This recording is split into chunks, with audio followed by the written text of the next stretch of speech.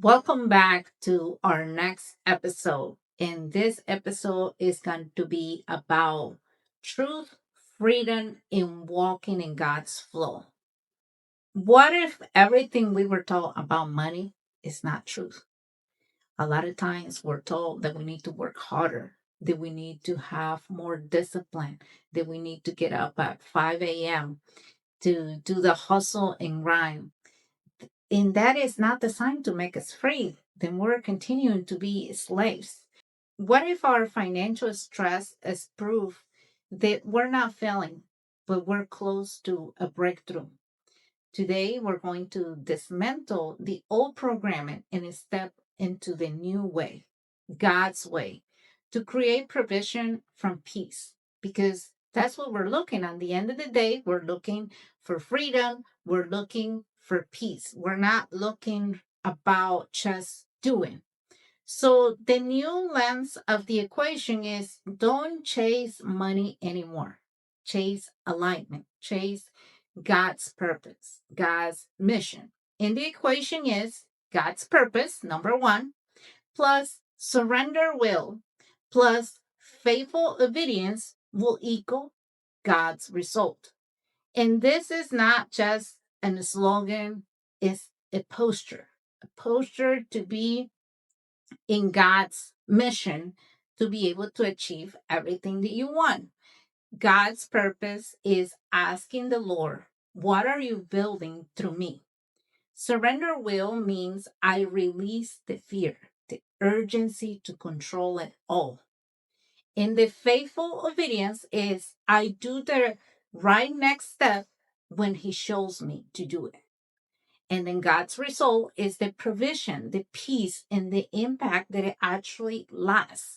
And that you don't feel that you have to continue to be a slave and in control of everything because now you're seeing that God is walking with you and is showing you the right time, and He will bring the right connections for you to continue to do the journey. Law number one is money is a mirror. A lot of times we think, why do I have this problem with money? Or why I don't have more money and other people have more money and they seem like they make it look easy on how they get it. But money is not a destination. Money is a reflection of our inner state, worthiness, trust, and alignment with God. Instead of asking, how do I get more money?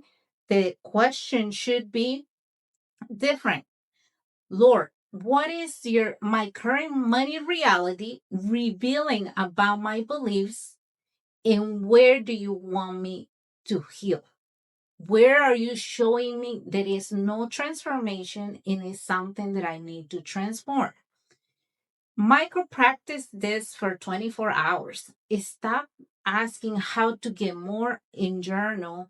What is this season teaching me? What is about me that I'm not trusting? And listen with no judgment because that's where you're going to find what is really going on underneath everything that you see that you're not getting. Law number two, your nervous system equals your capacity. You cannot sustain a blessing if you are dysregulated to receive. And if your body is lack in scarcity and stress, abundance will feel unsafe. That's one of the things that it was happening to me. I felt stuck in my business. I felt like I wasn't moving. And I did a lot of books, a lot of podcasts, a lot of different things to figure it out. Why do I feel like I get to a certain level and then I can go above that?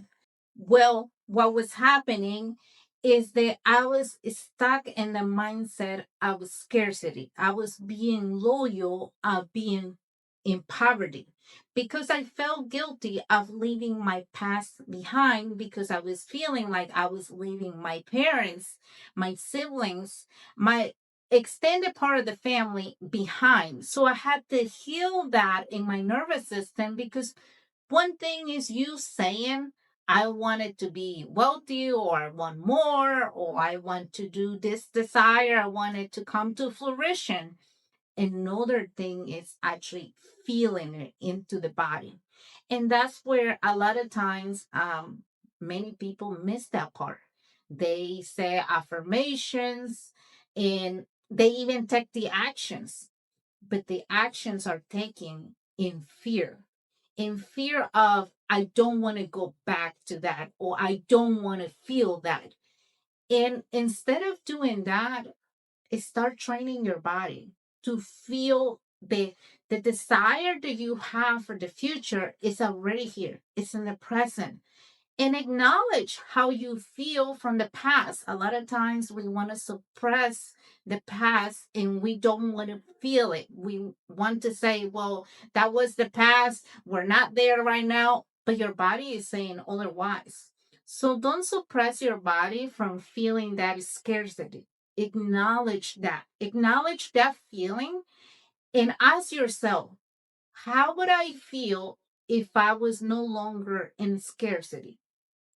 And you will start taking actions from that place, taking actions from the person that you meant to become, not from the person who still live in that scarcity or where you feel stressed or unsafe.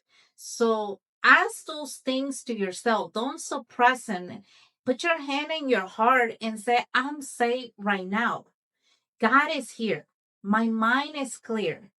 You're telling your body there is no longer need to be afraid. There is no tiger in front of it that is about to destroy it. So creativity can come back online. You can unlock those things where you need to go to be able to get that information you need for the future self. So start training your nervous system, start training your body. Law number 3, holy desire versus hustle. I know a lot of people, whether it's in podcasts, books, social media, they tell us you need to get up early. You need to have your agenda already put together on what you're gonna do. Follow this strategy. Post with this hashtags. These do this other thing.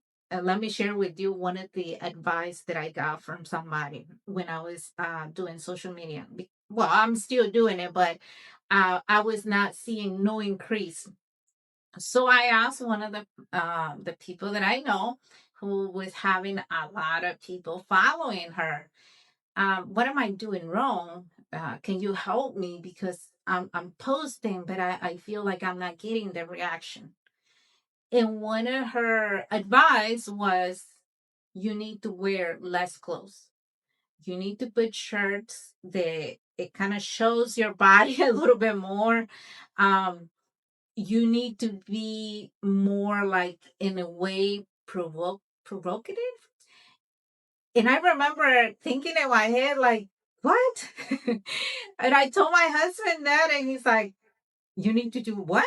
And I said, yeah, that's what she said. The I'm wearing shirts that it covers everything on my body, that I need to wear a little less clothes and more makeup and show my body a little bit more. And I said, but I disagree with that. That is not my thing. If I have to do all of that in order to gain followers or to get people's attention, I don't want it, because what I'm saying is not going with what my values are, and my values are not there. So I'm okay if nobody wants to watch it, if nobody wants to follow me, it's fine, because that is not me. And I remember asking other people, watching podcasts about it, and you know what it was? It was nothing to do with the external part. It was to do with me, what I believe about me. Why did I do not wanted to share something? Why did I feel scared? It was the fear behind every post. That's what it was. And I remember asking God in a prayer, God, I'm doing everything. I don't know. What am I doing wrong? What do you want from me? Is this is the way that I need to go? And something taught me, like, it came to mind of what is the numbers? What is your numbers? And I started looking at the numbers, and you know what I realized? That I was afraid of numbers. I was afraid of what it meant for me. So when I went through the process of healing, I realized that the reason why things were not growing, were not moving, it was because my fear of not being enough, my fear of being judged. And the numbers equal how much it showed that I'm not enough. It was crazy when I did that. The whole process, I was like, oh my gosh, I cannot believe I was doing all of that. So it's healing that part of you that you don't want to see, but really go back in it and look at it. Don't run away from it, because that's what's gonna help you show up in a better way. Show up as whole. It's not waiting for somebody to give you the next pill strategy, the next thing that you need to believe. You need to believe it in you and what God is speaking to you. Law number 3 is the holy desire versus the hustle. Wanting to find a bigger vision is not greedy, it's stewardship. Is anchor in God's purpose. Is asking what reality this financial goal is inviting me to grow into so I can serve others. I used to believe that what I wanted, it was too big, and maybe that wasn't for me. That maybe I'm wanting too much. Maybe I'm greedy. Maybe this is something that is for someone else, but not for me. And that's why it's not happening, because it's not for me. And I realized, no, it was for me, but it was showing me the things that I needed to let go, the things that it no longer belonged to me, the old identity it needed to go. And with that being said, we're going to go to law number 4, identity before how. Heaven responds to you to who you are being, not 37 tabs of strategy. Decide your identity in God. Faithful, generous, excellent, trustworthy, and let the how unfold step by step. Because God will show you the how. You don't need to know the how. Many of us, we have desires. We have goals in mind, visions in mind, but the reason why we don't step forward is because we ask, but how do I do that? Why would I do that? Where is the tools? Where is that going to take me? We ask too many questions that they will unfold as you take the step. Not before that. Choose one trait. Choose your future you. What do you want to become? Make every decision today as that person. Don't make it as the person that you are now. Make it as the future self. What would the future self would do? Right now, I'm recording this podcast. I'm not recording it as Karen, the one that sometimes it feels that, hey, I can't do this, I can't speak about this. The one that is fearful. I'm doing this as the one who walks with confidence, who walks with the Creator, that is stepping into the mission that the Creator has given me. And I know He is here with me. So walk as that person. Don't walk as the one that is feeling that is not enough. The one that is full of anxiety, stress, or anger. Law number 5, value flows from identity. People feel your frequency. Before your pitch, ground yourself in worth, in peace.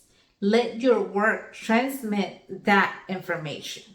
Because if you feel that you're not enough, guess what? People are going to feel that. People are going to feel that that's true. You are not enough. You need to calm your body. You need to be able to show up as the person that is confident in herself and believes that she is enough. And with that being said, we'll go to law number 6. Love what you have. You cannot get more if you don't love what you have, if you're upset with that, if you resist. Bless today what you already have. Bless the number that you have right now, so tomorrow that number can expand. It can get bigger. So tonight, if you're watching this at nighttime, one of the habits that I have is that at the end of the day, before I go to bed, I always tell God, thank you for all the opportunities that you give me today. Thank you for what I overcame. Help me that tomorrow I will overcome other things that I probably did not overcome today. Help me to not dwell into.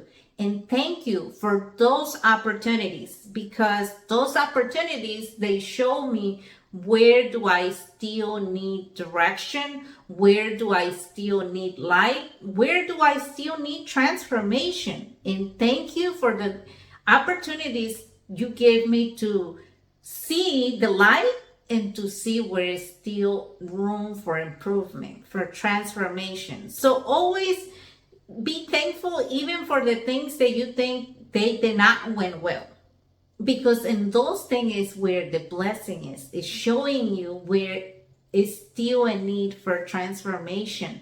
So don't rush through the whole thing. Open your bank account and say thank you for the money that I have right now, even if it's $20. Be thankful for that, because God can expand that. So don't look at it as a negative thing. Look at it as something that you are aware, something that you can see, and you can see how God is moving everything to expand it in a way that is unimaginable for you.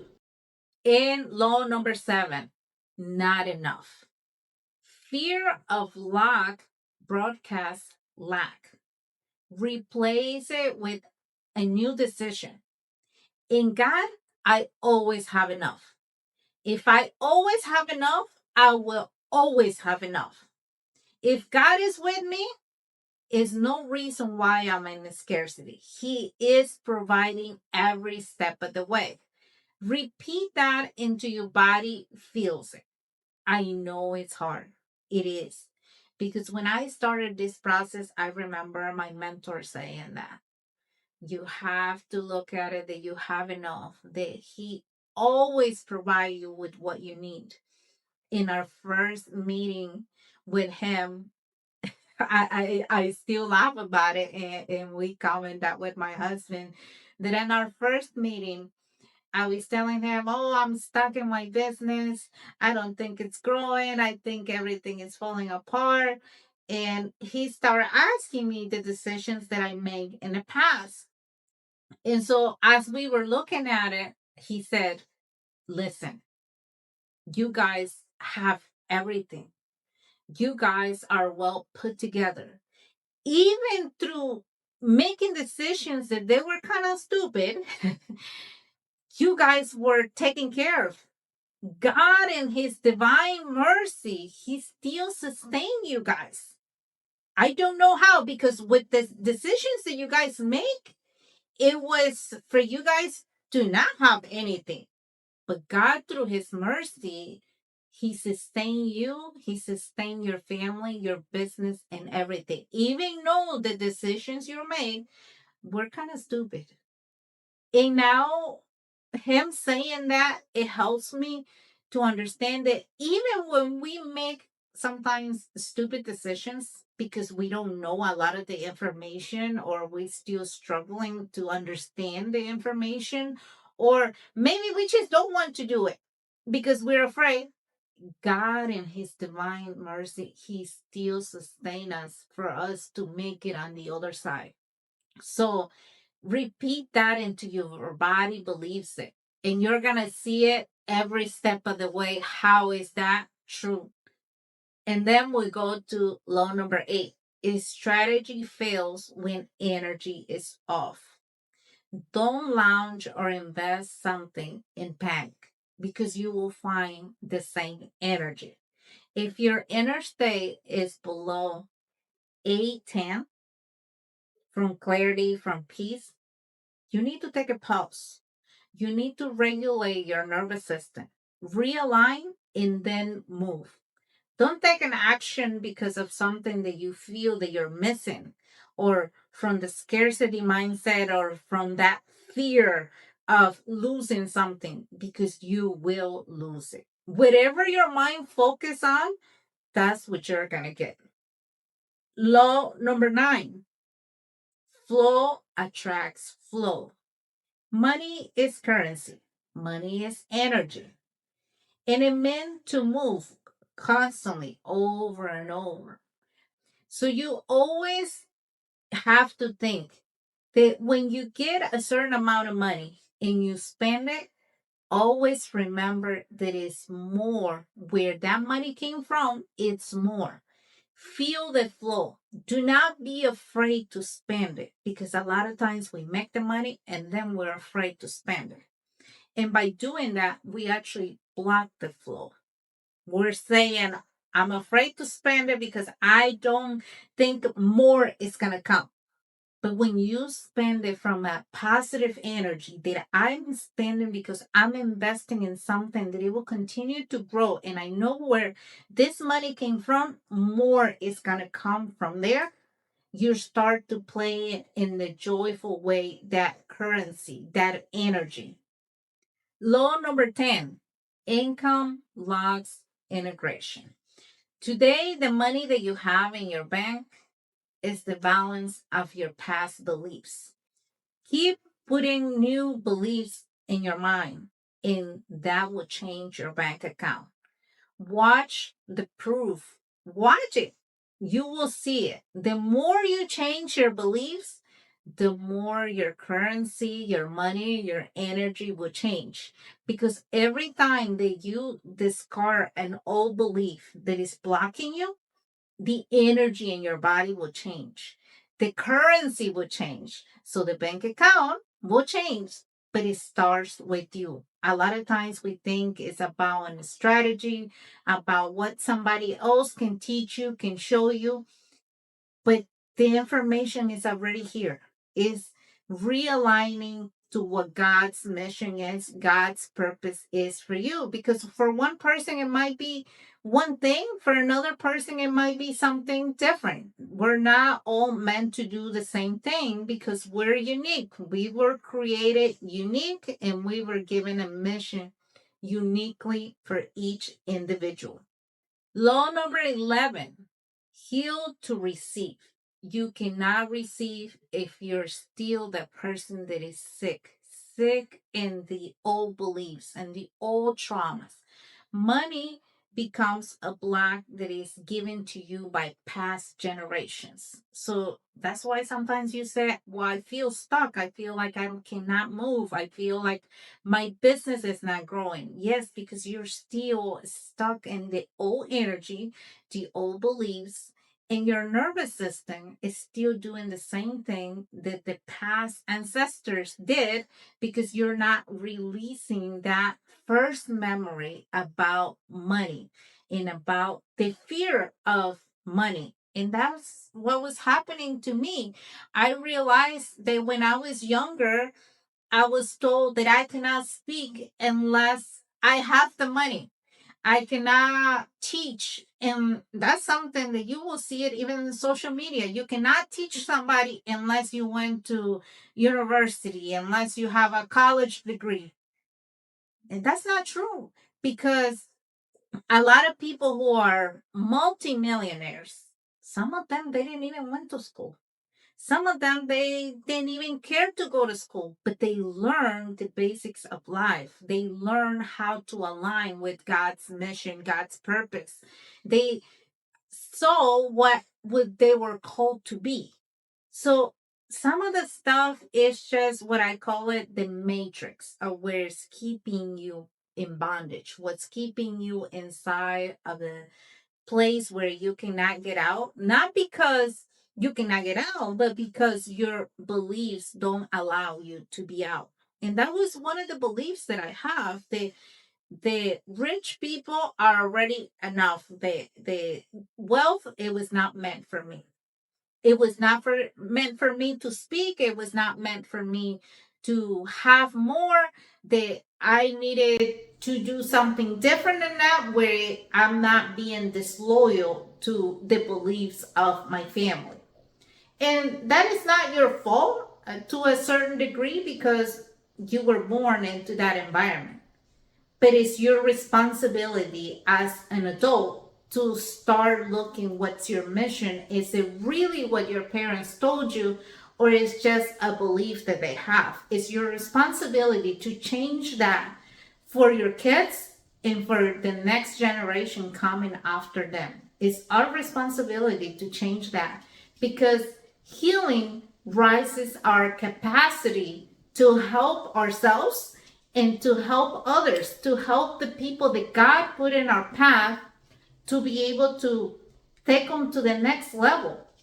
And so that is something that we have to look at it and say, am I really doing what God gave me?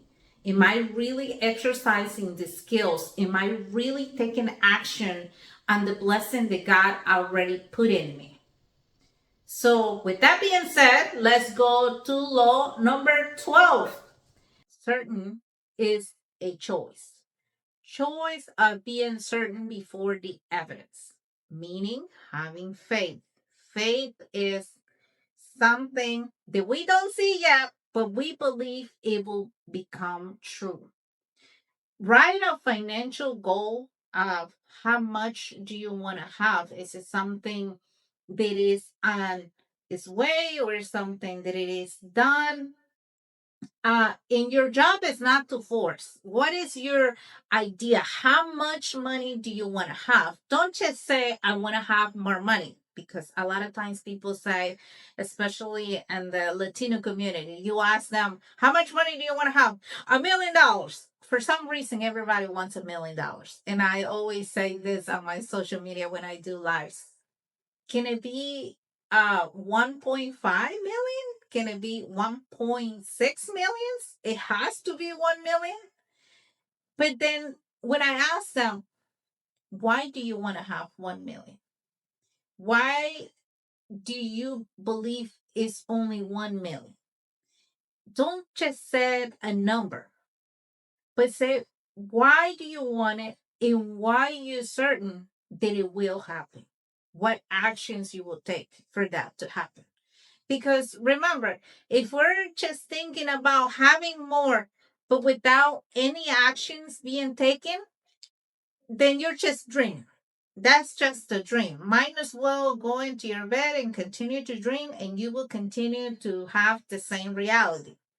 If the dream is not just about dreaming, it's about putting the steps on what actions you're taking, or what actions are you going to take in order for that to become your reality. And I'm not talking about just work. I'm talking about of you changing those beliefs. What do you believe about yourself right now? And what can you change in order for your reality that you currently have to change too? One real example is when I built my business, my cleaning business. I wanted to wait until I was ready, because I felt like I did not have enough money. But God said, this business is a ministry. Build from peace and everything will show up. I surrendered through pricing, because that was a big fear. That's something that I have shared, that when I started my business, I started and went on for 1 year, and I was so afraid to give estimates, to give the pricing and the structure, what's my policies. I was so afraid. So the first year, I lost it all. And in paper, I made a lot of money. I had a lot of clients, I had employees, but when it was time to look at the numbers to see how everything went, I charged less than what I should have charged. I didn't even have enough money to pay the employees because I was scared of charging because I believe people would not pay that amount of money. So that year, my husband made changes and he said, "You're going to start charging more because you can't just work and have another job to pay for the taxes of your business. That will be crazy." And that's when I started surrendering that fear of not being enough. That's when I started looking for change, for like, what am I doing wrong? Why am I scared? Why am I doing these things and I keep going into the same um, outcomes? I need to change this. I need to raise my rates, but I don't just want to raise the rates. I want to raise me. Why am I so low? Why is still reflecting this fear? So when I did that and I started looking for information, I remember one of the first people that I listened to is Pastor Stephen Furtick from Elevation Worship. Shout out to him. That he don't even know how he changed my life, but he did. Um, I remember going through that moment of, what do you want from me, Creator? I'm doing everything. And now I lost it all. Now I don't even have clients because when I raised my rates, everybody left. And I remember feeling so hurt. And I was depressed. And I told my husband, "It is your fault. You made this. You destroy my business." And I remember looking into my phone and Stephen Furtick show up on one of his preachings. I was watching a reel and he says something like, "God doesn't let things happen to you to harm you, but for you to see where is lack, where is transformation need to be done." And it's not about you feeling the pain just to feel the pain, but it's about you recognizing what you did and how you can change it. Because the blessing is there. You just need to claim it. And after hearing that, I have never heard him before. It was like God knew I needed that. Like I needed to see that. And I went into his YouTube. I started searching for him on YouTube. I remember that day I watched like, I don't know, 5 sermons or something like that. I make notes. And to me, it was like, it was perfect for what I was going through. And I was like, maybe this is the way of God showing me what am I not processing? What am I not transforming? And when I start doing those changes of believing that God is showing me a way out, everything started changing. I remember I sent an email raising my rates, structuring my business better, putting more policies of what I can and cannot do, how the process will be done, and asking for referrals, gaining contracts. And it was not because I was hustling harder. It was because I decided to change some things that I was not changing. I was deciding to, I'm not going to allow fear to continue to live with me. That doesn't mean I got rid of the fear because fear is necessary for us to continue to walk the journey. But fear, when it's not well trained, I look at it this way. And this is how the other day I was telling somebody, fear is like a child. In certain places, you can take a child with you because Even the facility will tell you that children are allowed. But in certain places where you cannot take a child because it's dangerous. So that's how I look at fear. It's certain places where fear is allowed. Like if I'm gonna climb a tree, it will stop me from going way too high and maybe falling down from there.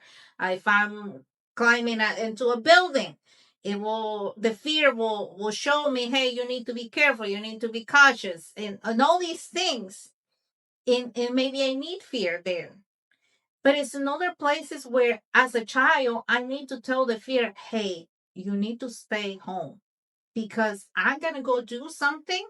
And right now, you cannot be here with me. I need you to be on your own and behave. In doing this thing in a way that fear is there, but it's not grabbing you and pulling you back. Because when we go to work, we don't take a child with us. Because if we take a child with us, then we will not operate into our full capacity, and it might take us more than one day to do something that it probably could have took hours. So it's the same thing with fear. It's learning how to parenting in a way fear, how to teach him the behavior that it needs to take, not the fear it needs to teach us, but we need to teach the fear how do we want it to behave. So I look at it that way now. I don't look at it as something that the fear needs to control me, but I need to control it, and not control it but more discipline. Discipline the fear that you're not going to go away. I need you here, but you can't take over. I'm still in charge. I'm the one that directs where you go and how you go, or how is done. So that's where the equation of God's purpose plus surrender will plus faithful obedience will equal God's result. So today, take 3 minutes and ask God, what is the next obedience step for me? Number two, regulate your body through breath work. And number three, do one step now. Don't try to do them all. Take it one step at a time. You don't have to overcome scarcity right away. You have to align your body, align your mind, align your steps. If this spoke to you, share with the person who's tired of surviving, who wants to be the person who aligns now. Your yes becomes someone else's breakthrough. We'll see you next time. Walk with purpose, surrender the outcome, and let God handle the results.